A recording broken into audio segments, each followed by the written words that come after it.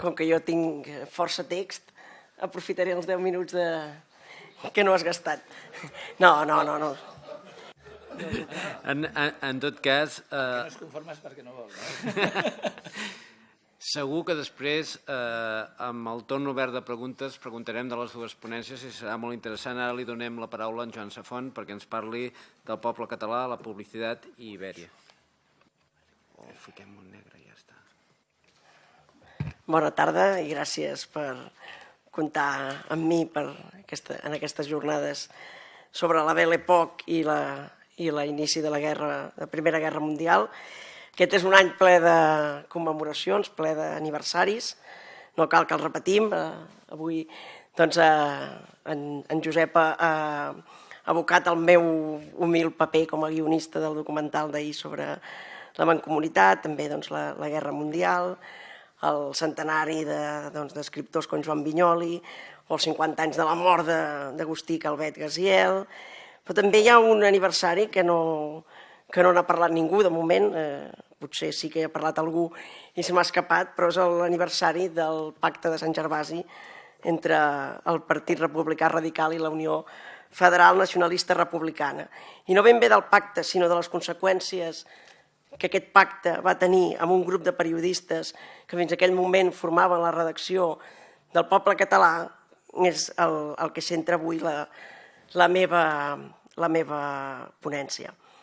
I com aquest grup de periodistes en aquest any 14 que se separa del poble català forniran els rengles de la liadofília catalana d'arrel republicana catalanista en la guerra que esclata el mateix any 14. Com us deia, el 25 d'abril del 1914 el grup dissident del poble català llença al carrer una publicació efímera, només un número, titulada La Bandera.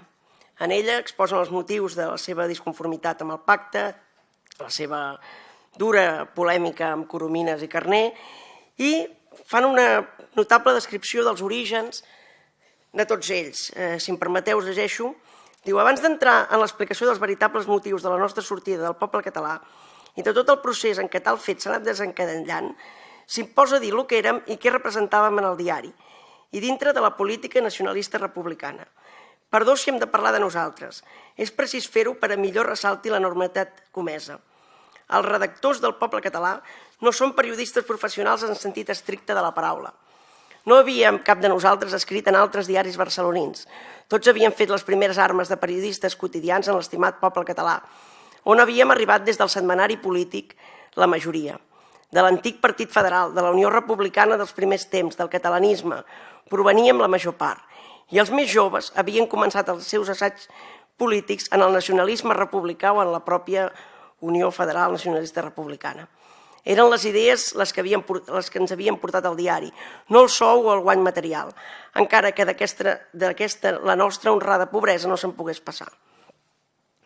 Com ells diuen, tots ells, o bona part d'ells, provenien de les publicacions i els petits nuclis republicans de comarques i paradigmàticament és el cas de dos dels signants d'aquesta bandera, que són Clàudia Ametlla i especialment Antoni Rovira i Virgili. Tots dos tarragonins, tots dos nascuts amb un any de diferència als primers anys de la dècada dels 80 del segle XIX i tots dos educats amb unes idees republicanes, pimargalianes, federalistes, i tots dos amb una primera etapa barcelonina que no fructifica. En el cas d'Ametlla com a mestre, en el cas de Rovira com a estudiant de dret, que abandona momentàniament els seus estudis. Aquells anys, els anys de coneixement d'aquests dos futurs periodistes són els anys del primer catalanisme organitzat i de la candidatura dels 4 presidents, i és en aquest context quan un debat parlamentari en el qual Sagasta nega l'existència de les regions fa que Clàudia Ametlla escrigui, segons ens diu ell, el seu primer article. Aquest article arriba a mans de Rovira i Virgili un article que havia publicat a la revista de Sabadell. Aquest article arriba al petit nucli de Rovira i Virgili a Tarragona i entren en contacte. Amb ell encara està a Barcelona, però li ofereix col·laborar en la revista que ell dirigeix, que dirigeix Rovira, l'Avanzada, òrgan de la Joventut Federal de Tarragona, de la qual ell també és president, i evidentment, com que sabem que Rovira és un home que fa en les seves publicacions tots els papers de l'AUCA, doncs podem pensar que no només dirigeix, sinó que escriu en bona part aquesta revista. La col·laboració d'Ametlla porta una sèrie de problemes polítics, és processat, i aquest fet d'anar a Tarragona a resoldre aquests problemes fa que s'hi acabi establint, on és nomenat cap de redacció de l'Avanzada, vicepresident de la Joventut Federal, secretari del Centre Republicà, i tots dos, Rovira i Ametlla, dirigeixen aquest nucli republicà federalista en el primer, estem parlant del 1901-1903 aproximadament.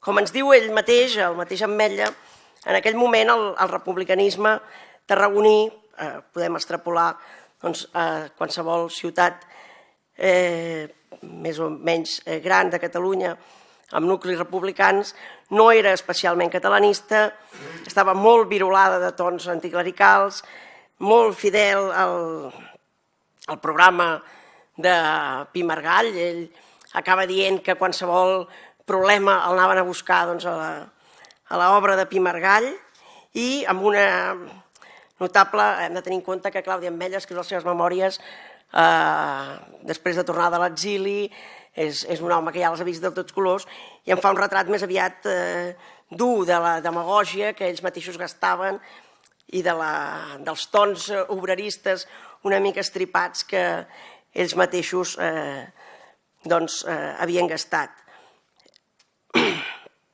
Però aquest grup de Rovira va tombant mica en mica cap al catalanisme. El mateix Rovira en algun moment ens diu que a l'inici ell mateix havia observat el catalanisme com un moviment conservador, medievalitzant, però en aquells inicis es produeixen alguns fets que van convencent-lo. Entre els republicans té bastant impacte l'acostament del doctor Robert o l'acceptació del doctor Robert dels drets de l'home, o un cert també acostament dels mateixos Pi Margall i Vallès Ribot al catalanisme. Recordem que Pi l'any 1901 presideix els Jocs Florals, però també hi ha un moment que és l'arribada de les Roots a Barcelona. L'arribada de les Roots a Barcelona, i amb aquell acte de Vallès i Ribot, en el qual a la inauguració de la Casa del Poble li diu, ungint-lo com a líder, li diu: tu ets Petrus, o sigui, tu ets el líder sobre el papa sobre el que construiré la meva església. Aquest fet fa que aquest republicanisme de Rovira i Ametlla, que ja anava una mica per davant del catalanisme que els seus companys de Tarragona, que el partit pròpiament dit, el Centre Republicà, i sobretot la seva pugna amb la Unió Republicana de Salmerón, amb les RUCs i amb totes les idees unitàries, farà que mica en mica comencin a tenir grans discordances, i arribarà un moment que ells voldran dir: doncs ara farem el diari en català, ara intentarem l'Avanzada, el setmanari. Tot això acaba fracassant amb un primer gest que recorda molt, en la descripció que el mateix Ametlla fa, en aquest gest de la marxa del 1914.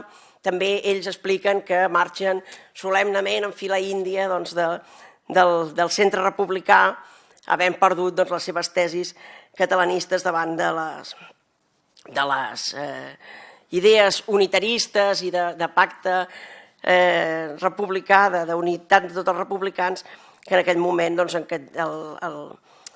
porta al capdavant el capdill republicà de Tarragona, que és el reusenc Julià Nogués.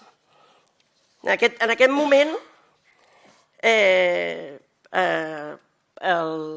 Rovira i Ametlla es queden sense revista i, paral·lelament, fan unes certes lectures que acaben de convèncer. Són les lectures de Joventut, de la revista Joventut, o, per exemple, també de la Catalunya Federal de la Porta i Ferrer i companyia. Però aquest grup, ells mateixos ja expliquen, o ell mateix, Ametlla, en les seves memòries, que tenien constància d'altres grups en el mapa de Catalunya, d'aquesta joventut republicana que tomba cap al catalanisme. Ells parlen de la joventut republicana de Lleida, amb aquest mateix nom, de Torres i de Parenya, dels germans Requesens a Reus, del grup especialment de Figueres i el grup de Girona. En aquest grup s'inclou Romà Jori. Romà Jori, fill de Tarragona, originari almenys de Tarragona, que hi ha un petit dubte perquè la família afirma que era de Tarragona, totes les enciclopèdies i les necrològiques de quan va morir diuen que era fill de Barcelona, en tot cas era de família tarragonina, i amb qui Rovira i Ametlla ja coneixien i ja col·laborava a l'Avançada amb unes cartes publicades a l'Avançada des de Barcelona i des de Girona posteriorment. Jori i Rovira i Ametlla seran tres puntals de la revista Ibèria. Però estem a l'any 1904, encara no ha arribat la Primera Guerra Mundial, i en aquell moment es funda el Poble Català. Poble Català, recordem, òrgan dels dissidents de la Lliga, de la sector republicà de la Lliga, encapçalat per Sunyol i Carner, i que protesta per la deriva monàrquica, constitucional de la Lliga, i que es proposa crear un nacionalisme republicà amb un diari que serà el Poble Català. Primer amb setmanari, i a partir del 1905 comencen a parlar de formar un diari. En aquell moment, el primer Poble Català dirigit per Ventosa i Calvell, llavors Ventosa i Calvell tornarà penedit a la Lliga i tots coneixem la gran carrera del futur ministre. El substitut de Ventosa, Rodon, és el que decideix convertir-lo en diari i per això fa un concurs públic en el qual ofereix, a banda de 40 pessetes, un sou, una plaça de redactor en aquest futur diari que al cap d'uns mesos iniciarà la seva singladura. No sé si us podeu imaginar, però el guanyador d'aquest concurs va ser Antoni Rovira i Virgili, amb un text sobre la independència de Noruega i Suècia, la separació de Noruega i Suècia, que s'havia produït en aquell moment. Rovira arriba a Barcelona i el primer que fa és cridar al seu amic, Claudi Ametlla, i dir-li: vine, que hi ha un lloc per tu. Junts formen el que el mateix Ametlla en diu la generació de la solidaritat. No trigarà a arribar el gran esclat de la solidaritat catalana, pensem, estem al 1906, ja hi ha hagut l'atac del Cucut, ja estem en plena campanya contra la llei de jurisdiccions, i l'any 1907 la gran victòria de la solidaritat catalana. En aquest sentit, el Poble Català és un diari entusiàsticament solidari i és un diari que es fixa en el que diuen els altres diaris i sobretot del reste de la península de la solidaritat, d'aquest gran moviment que abarcava des del republicanisme al carlisme. I en aquestes, un dels corresponsals que tenien, o de les signatures en els quals es fixaven, era Màrius Aguilar i Diana, en aquell moment Mario Aguilar encara.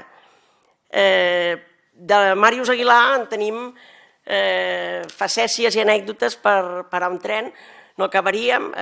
Us recomano les memòries de Segarra o qualsevol pàgina de Pla que en parli, o el mateix Ametlla, nascut a Huete, Cuenca, i fill d'un jutge destinat a Figueres. Permeteu-me un parèntesi,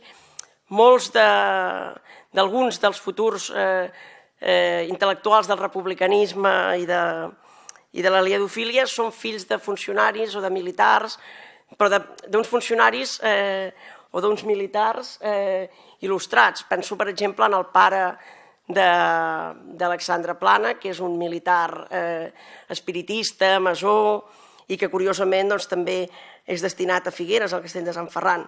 Com ens diu Segarra, a Figueres Màrius Aguilar va entrar en contacte amb el caràcter i les idees d'aquesta població empordanesa, com sabem, per la seva proximitat amb França i per les seves especials característiques, molt influïda per al republicanisme.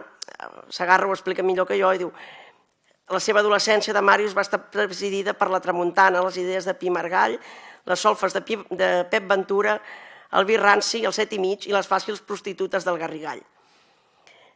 Màrius col·labora a l'Autonomista de Darío Rahola, fa un diari també a l'Empordà quan és jove i comença un periple, m'imagino que primer seguint els destins del pare i llavors el seu propi periple. Passa per Lleida, entra en contacte amb la joventut republicana i al final el trobem a València, que és on el van a buscar una comissió formada per Rovira i Jori. Jori, en aquell moment, periodista de la publicitat.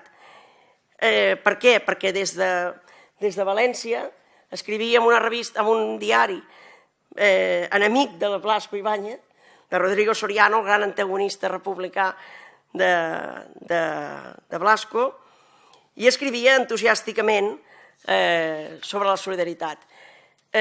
Proposat de tornar a Barcelona, es veu que va tenir una gran il·lusió i de seguida s'hi va apuntar. Màrius Aguilar primer escrivia en castellà, després de seguida va començar a escriure en català, es va posar el nom de Màrius, com molts el coneixien, membre activíssim de la penya de l'Ateneu, ja com us deia, un personatge puntal en el poble i també en el món de la liadofília després republicana.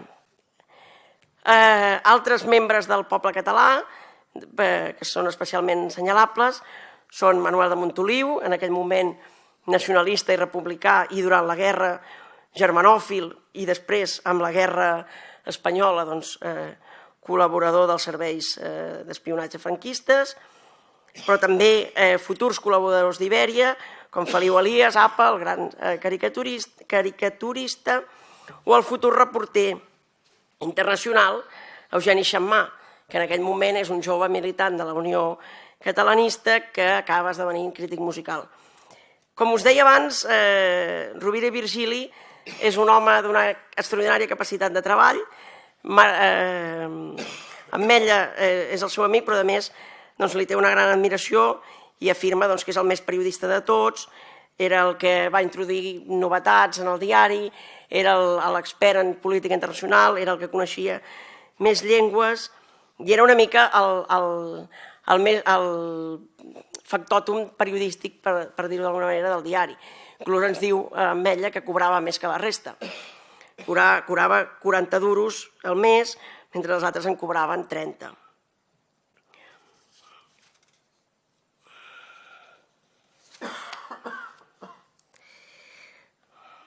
De tota manera, hem de tenir en compte que en aquell moment el poble català i altres publicacions de caire polític i en català, publicacions catalanistes, tenien la tirada que tenien. Ametlla ho diu clarament, diu: fins al cap d'un cert temps d'estar incorporat al poble no vaig penetrar en el gran secret, el recòndit secret que la premsa guarda tan bé com les dones serven el de la seva edat. Em refereixo al tiratge. Quants exemplars llançàvem al carrer? Compteu-ne 7 o 8.000. En els millors moments, els més passionals, vam sobrepassar els 9.000 i algun diumenge excepcional ens acostàvem als 10 milers. En els moments de depressió força freqüent baixàvem molt més avall dels 7.000. La descoberta em fou una decepció. Què? Només representàvem el 5 o 6% del total tiratge de la premsa barcelonina. Per això t'escarrassaves a fer un diari ben escrit, verídic, interessant, llegíbol. Saber el tiratge de La Veu en la seva edició matinal, saber que el tiratge de La Veu en la seva edició matinal no era gaire alt, que el del vespre era insignificant i que el de la Renaixença sempre fou molt inferior, em desconhortar encara més. Misèria de la premsa catalana. I és evident que en aquell moment la professionalització del periodista català i del periodista catalanista que treballava en un mitjà molt militant encara, era un somni molt llunyà. Com a curiositat i per veure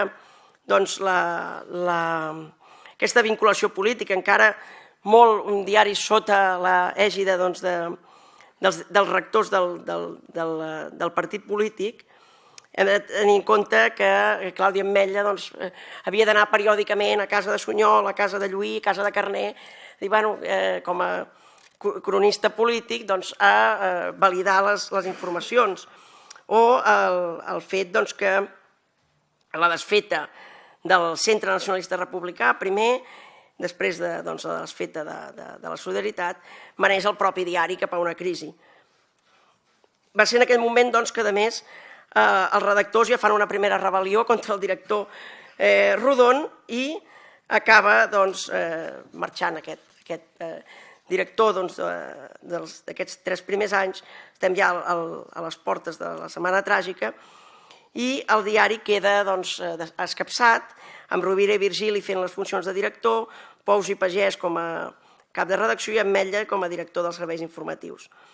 Com dèiem, activament contrari a la guerra del Marroc i amb forta campanya abans de la Setmana Tràgica, el diari viurà una suspensió governativa i com a anècdota, i abans parlàvem amb el Josep de la Setmana Tràgica, Romà Jori, Clàudia Ametlla i Antoni Rovira i Virgili eren alumnes d'anglès de Fabra i Ribes i van tenir un cert protagonisme com a missatgers entre aquest líder rebel i els polítics que estaven a casa de Vallès i Ribot, els polítics de la Solidaritat ja moribunda, que estaven reunits a casa de Vallès i Ribot amb una escena que Antoni Ribes va retratar molt bé a la ciutat cremada.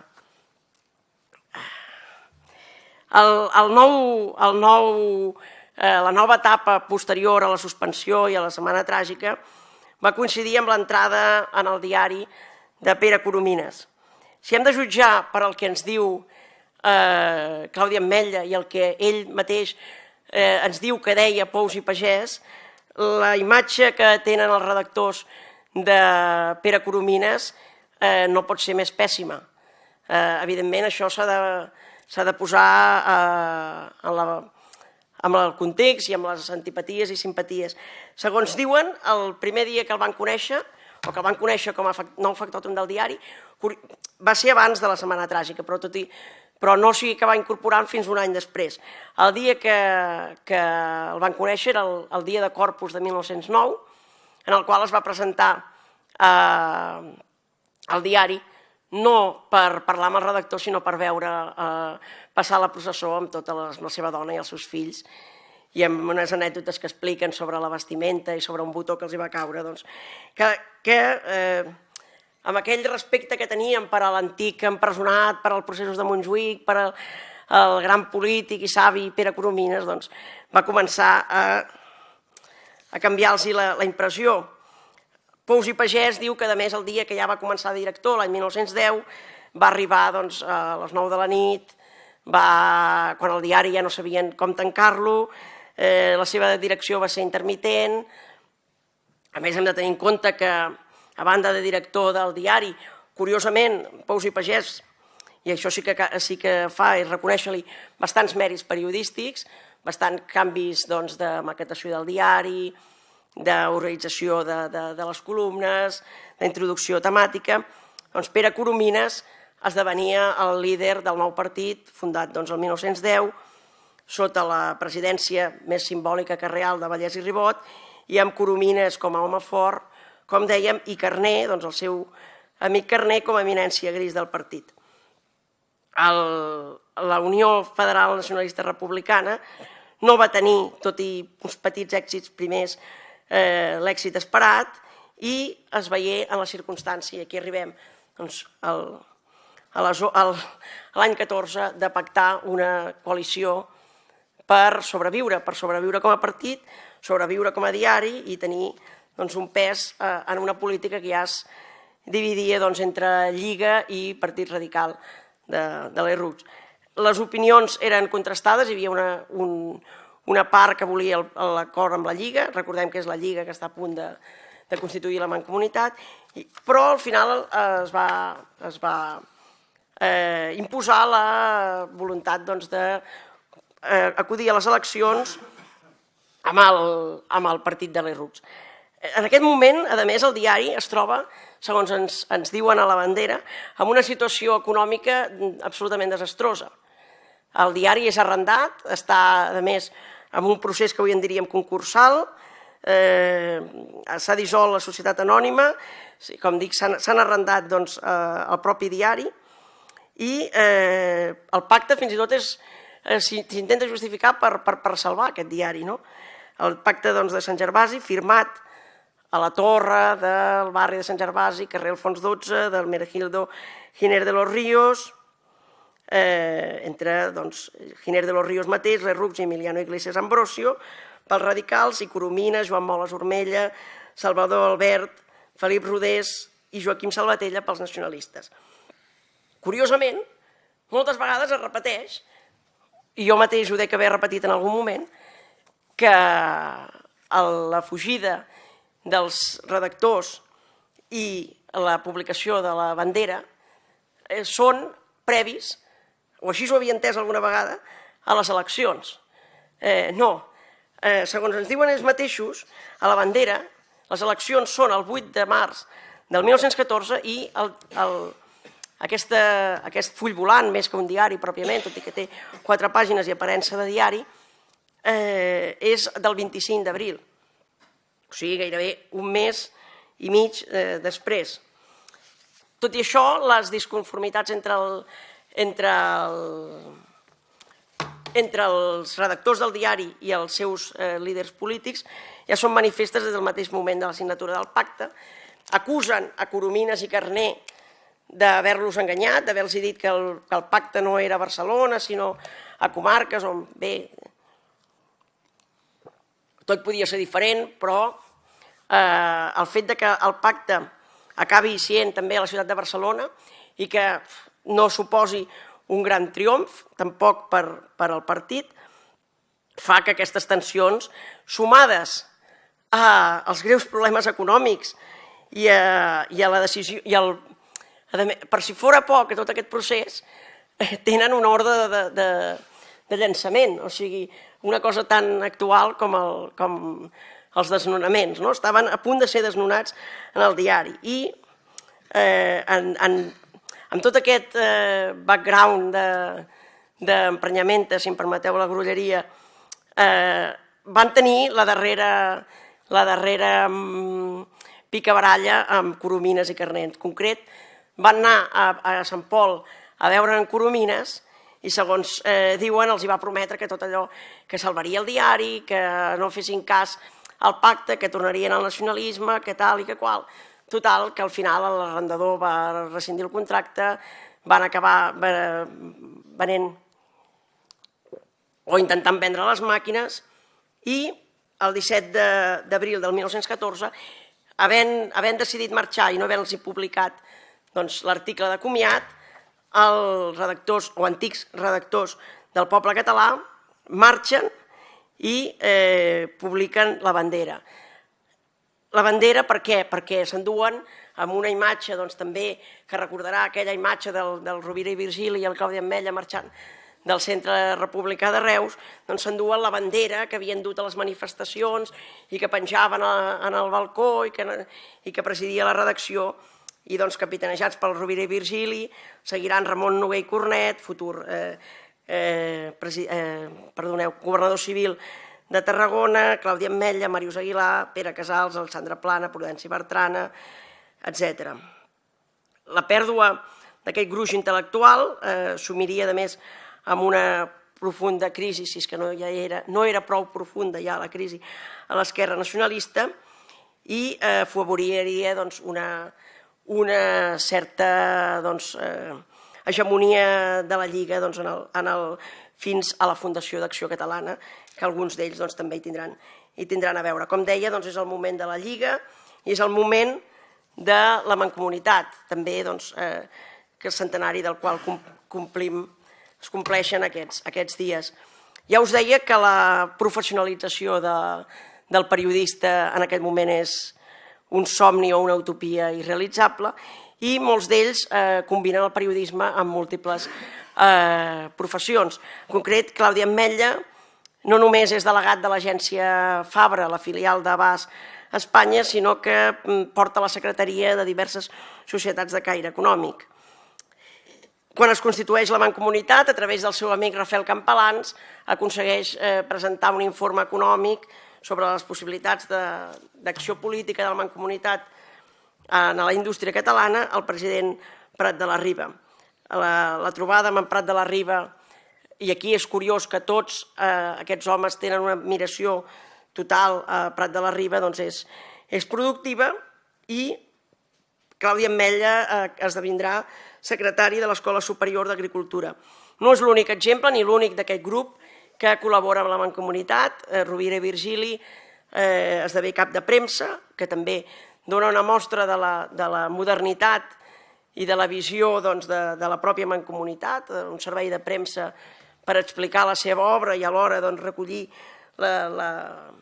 els inputs externs que publicava la premsa, però també és el cas de Romà Jori, que esdevé secretari de l'Escola Superior de Bells Oficis, professor de la mateixa, o de Feliu Elias, també professor del mateix centre. Com us deia, la col·laboració amb la Mancomunitat és molt fidel i tenen tots una devoció i un respecte per Prat de la Riba que es concretarà en el cas de Rovira i Virgili en diversos perfils i en tots els seus records biogràfics amb un respecte que no tindran per alguns dels seus caps de files.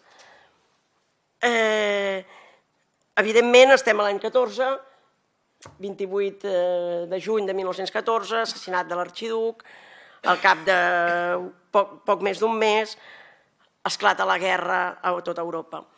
Ells, com a bons republicans nacionalistes, forniran l'aliadofília catalana, aquesta aliadofília que posarà les esperances del país a la victòria dels aliats i alhora d'autora de l'admiració per la França republicana i tots els seus valors, liberalisme, democràcia, separació de l'Església i l'Estat.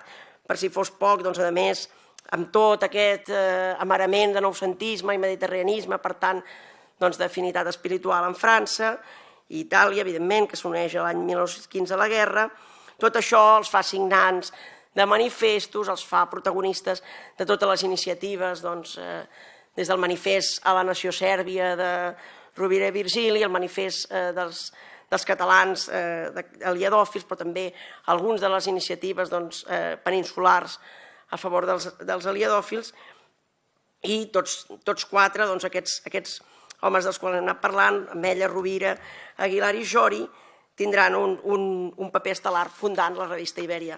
De la revista Ibèria, els que ja m'heu escoltat en alguna altra xerrada ja sabeu que és el tema de la meva tesina i del llibre per França i Anglaterra, però recordem que és una revista que s'inicia el 10 d'abril del 1915, fundada i sota la direcció d'Ametlla, de Clàudia Ametlla, i amb uns objectius molt clars, llegeixo un fragment del primer editorial, uns objectius i alhora de cap manera enganyaven la seva devoció i la seva situació al costat de França i Anglaterra.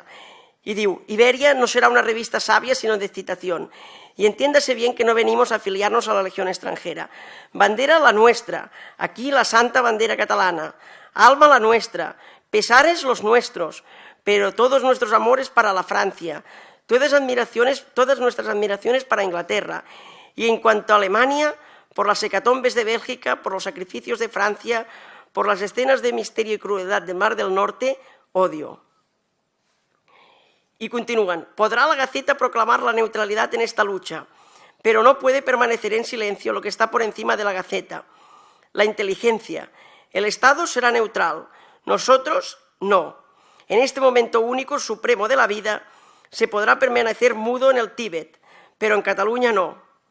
Evidentment, com queda demostrat, a la Primera Guerra Mundial és un moment clau en la seva biografia i aquí, si em permeteu la digressió, puc justificar per què vaig acabar estudiant aquest tema.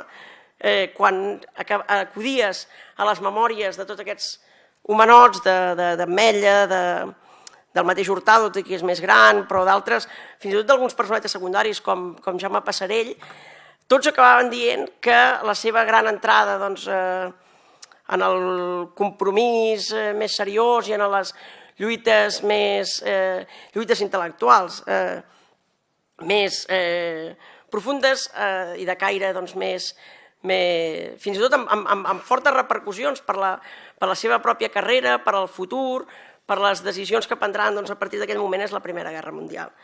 Evidentment, ells sols no estaven a la Ibèria. Hi havia alguns dels excompanys del poble català, com Prudenci Bertrana, com Alexandre Plana, com Feliu Elias, com Eugeni Xammà, però també la figura fonamental d'Amadeu Hurtado.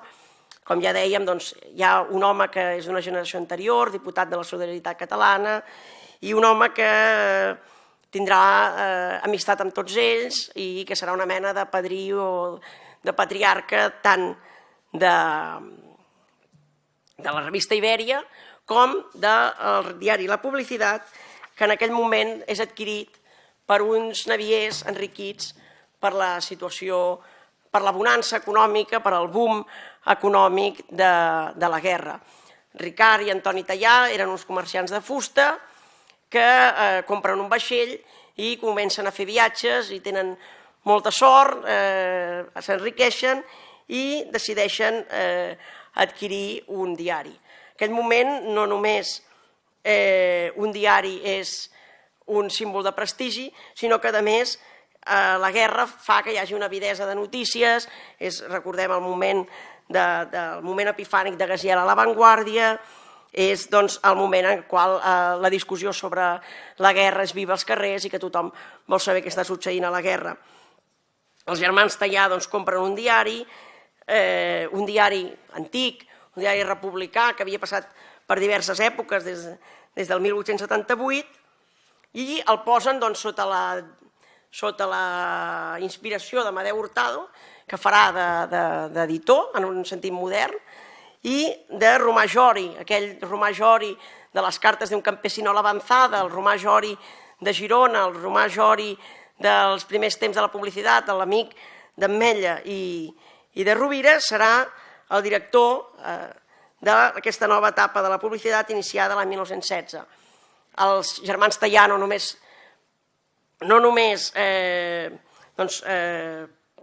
canvien la direcció i canvien i fitxen una bona colla de periodistes, sinó que en aquest sentit de prestigi social compren una redacció al Passeig de Gràcia, amplien els tallers, canvien totalment el diari o sobretot afavoreixen que Hurtado i Jori canvien el diari. I si em permeteu, el primer editorial diu: la publicidad viene hoy a renovarse, a mezclarse en la vida moderna, para hacerse intérprete fiel de las palpitaciones sociales, que no están ni pueden estar localizadas en un grupo político, sino que quedan diluidas en el ambiente de toda la ciudad y la democracia.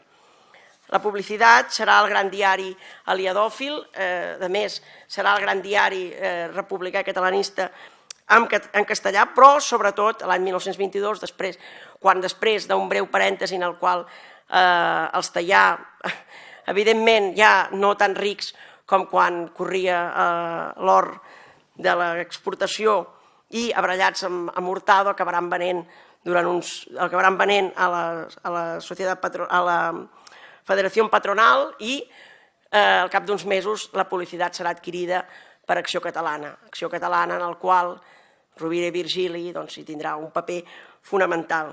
El mateix Rovira dirà: una colla d'amics hem guanyat aquest diari per Catalunya. ho dirà en el primer número de la publicitat catalanitzada, on comptarà amb alguns dels seus excompanys tant del poble com d'Ibèria, com de tantes aventures. Clàudia Ametlla, per això, no serà a la publicitat.